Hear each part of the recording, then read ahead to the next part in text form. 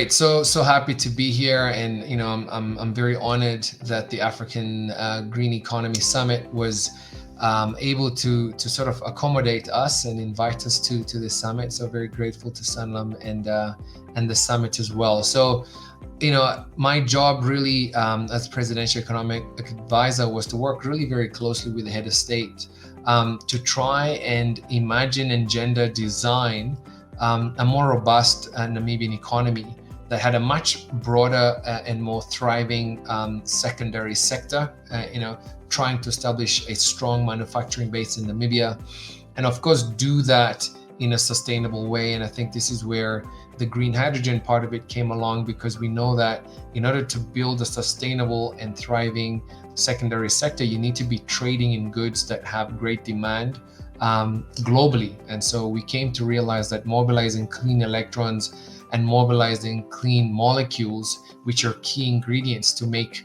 goods that have low carbon dioxide signature, would be a big and important part of building a sustainable and competitive secondary sector. And so that's how those two jobs came together. And of course, working then closely with the president's cabinet, Namibia has done fairly well to at least begin to visualize an important industry in the future.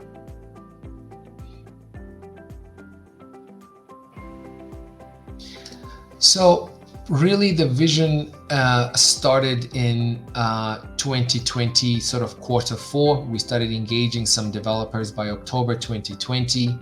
And by early March, we came to realize that this has to be a big part of our overall economic strategy. So on the 18th of March 2021, the president approved that green hydrogen be included in his socioeconomic manifesto, the Harambee Prosperity Plan 2, as what we called at the time a strategic bet. We knew that the probability of all of that happening wasn't necessarily high, but if it did happen, there would be an asymmetric payoff. And so that's really where the journey started from. And very early on, we came to realize that becoming a green hydrogen producer was not really the end game for us, but rather establishing a green industrialization blueprint was really how we get our economy to increase the probability of achieving the goals that were enshrined in our Vision 2030, which of course entailed more than doubling the economic output from our manufacturing base, creating almost 497,000 jobs and halving our Gini coefficient. These are big targets that are in Vision 2030, but the only way you really get there, we think, is by building competitive, sustainable manufacturing sectors in Namibia. And green hydrogen is therefore considered an enabler of that ultimate goal and not necessarily the ultimate goal.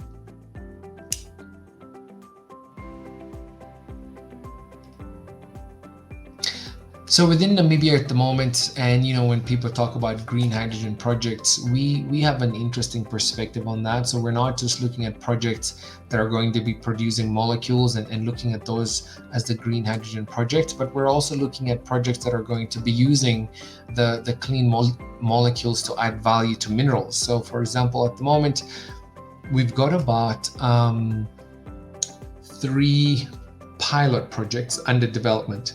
One of those will actually start production in April this year, and that is a clean hydrogen service station that will start to produce the molecule for primarily long-haul transport. But we also have another pilot project that will start producing green hydrogen and ammonia, potentially that'll end up going into fertilizer production. That should come into operation by Q2 this year. We have another project that is looking to use hydrogen and a very novel method of reducing iron ore to produce direct reduced iron or hot briquetted iron. That is set to go into production in Q4 this year. So those are sort of the smaller, more nimble projects that are under construction today, and will start producing molecules and minerals that have been added value to by this year. However, of course, we've got some larger projects underdevelopment, whether it's hyphen in the south or zero in the Rongo region, that are either acquiring land, they've already put up met masts, they're doing, some of them are in feed design stage already. And as I mentioned, I think those two would probably champion and anchor those two regions.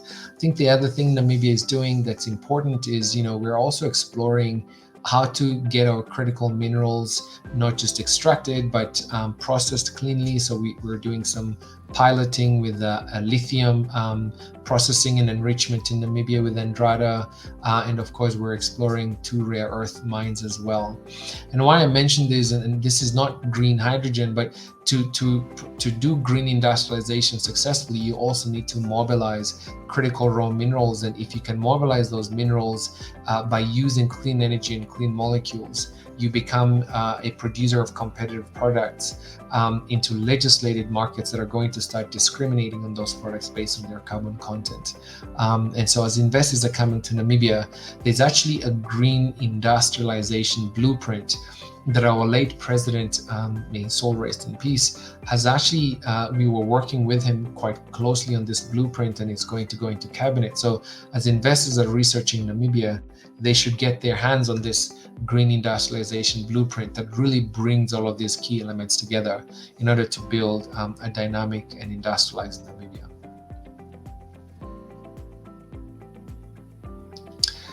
The green economy is extremely important for job creation, and why do we say this? So at the moment, obviously, Namibia is an economy that is primarily reliant on the primary sector for its exports. The primary sector can be quite cyclical in its nature. So, you find a gold deposit today, you mine it over the next 5, 7, maybe 10, 15 years, and then you have to, rehabilitate that mine. And then, a lot of those people who are employed in that gold mine are now unemployed. And then you have to do the same with another mine and another mine.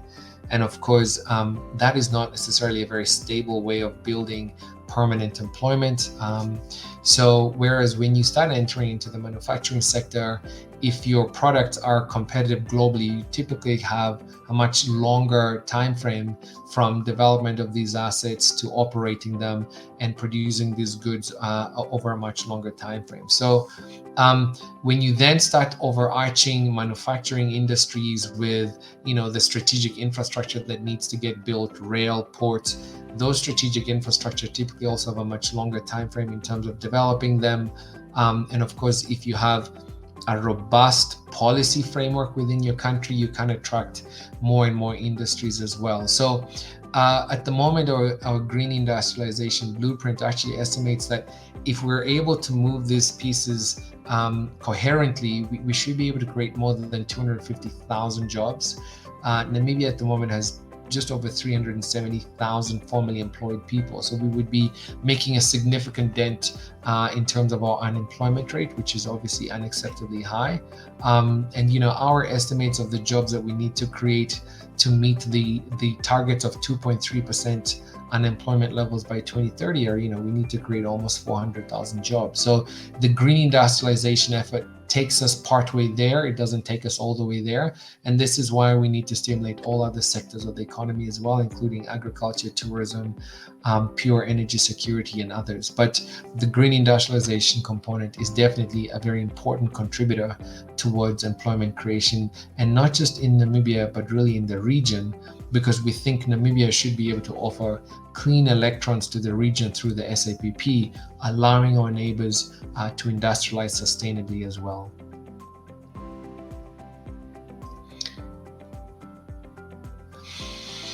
So it's clear that some of the infrastructure that needs to be developed is cross-cutting, whether it's transmission lines that go into the Southern African power pool, potential hydrogen pipelines that may be even going to South Africa, but also the coordination of ports development between, Western Cape, Durban, Namibia's 2 ports, but even Angola, Mozambique. So the SADC area, really needs to share more information about strategic infrastructure that is getting developed, and then be very decisive and deliberate about which assets are we looking to develop where. So for example, we can't have 3 or 4 refineries for rare earth elements in these countries, for example. You might maybe have 1 or 2.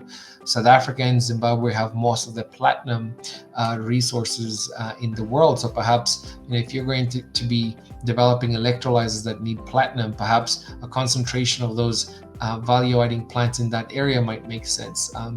Botswana doesn't have a port, and so it might have to collaborate strategically with Namibia to develop a rail to our port so that we can facilitate exports of some of their key products as well. So I think that coordination is needed. I think governments coming together from an African perspective and working as a bloc, because, for example, the European Union, the largest trading and economic bloc in the world, writes inter-country policy. They have a European Union-backed hydrogen backbone that they're developing across various countries. So perhaps from an African perspective, certainly at least starting with SADC, we should be engaging in similar discussions, saying what are the different rail networks that we're developing that can complement the establishment of new sustainable and competitive industries?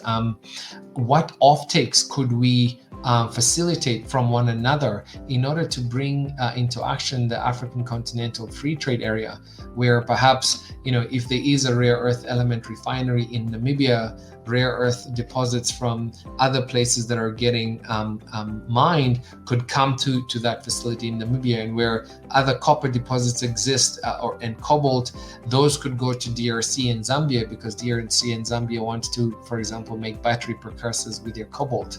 So that identification of which country could champion what value addition is very important, and it is how Europe and some of our Asian colleagues collaborate, and perhaps that's one of the things we need to do in order to reduce the risk of duplication, but also to ensure that whatever products we're making are competitive and that we're getting the maximum benefits of economies of scale.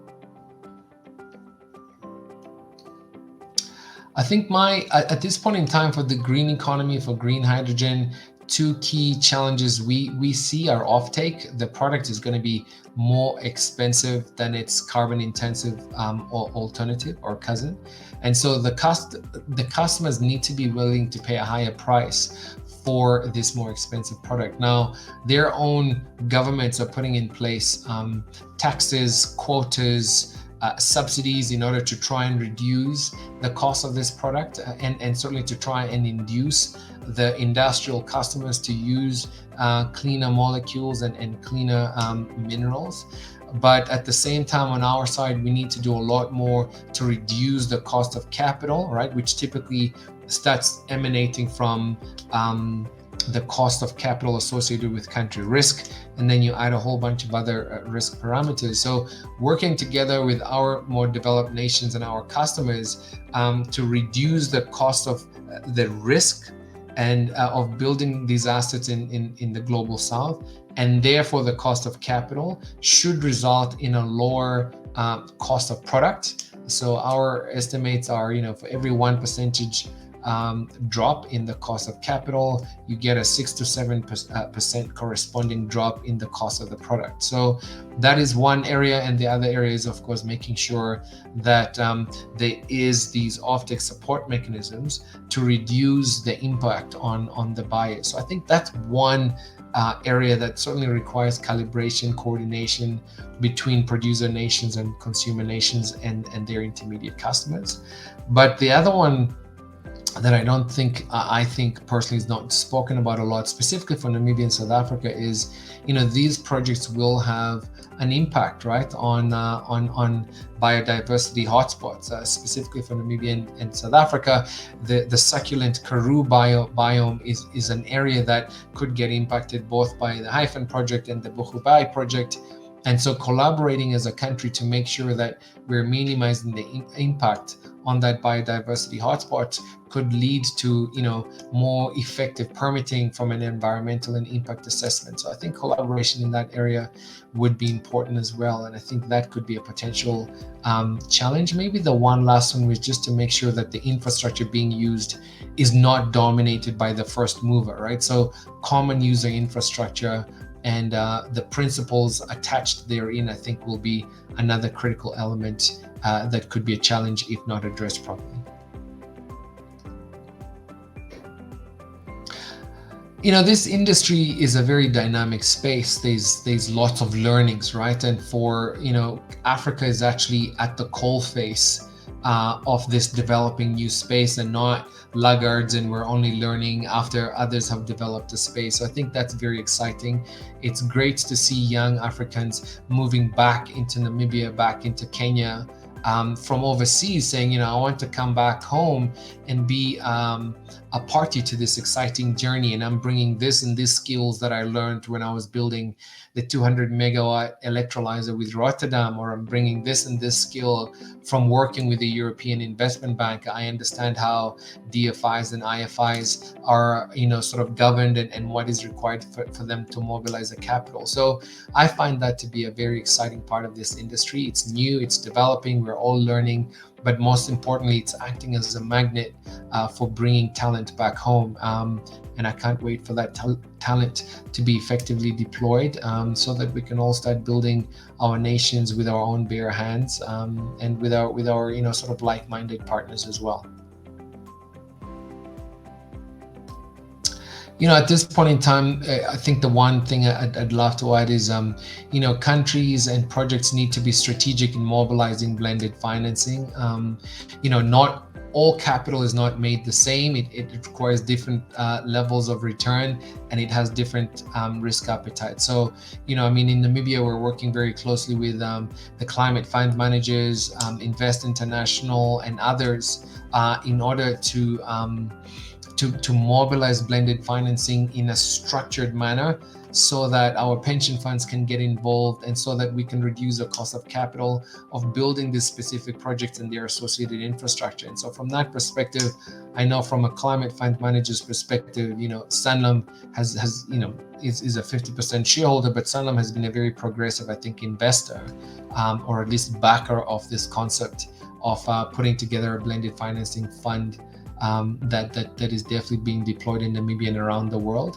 And so from that perspective, I think it's a conversation I would encourage more of us to participate in, because again, as I mentioned, it is one of the ways that you pull one of the key levers that makes us all competitive on a global scale. So, I really wish I could have been there in person. I'm sure you're all going to have amazing conversations, but I look forward to the next time I can see you all and learn from you as well, from your experiences and your efforts. So thanks a lot for having me via this digital format, and I look forward to the lessons from the African Green Economy Summit. All the best.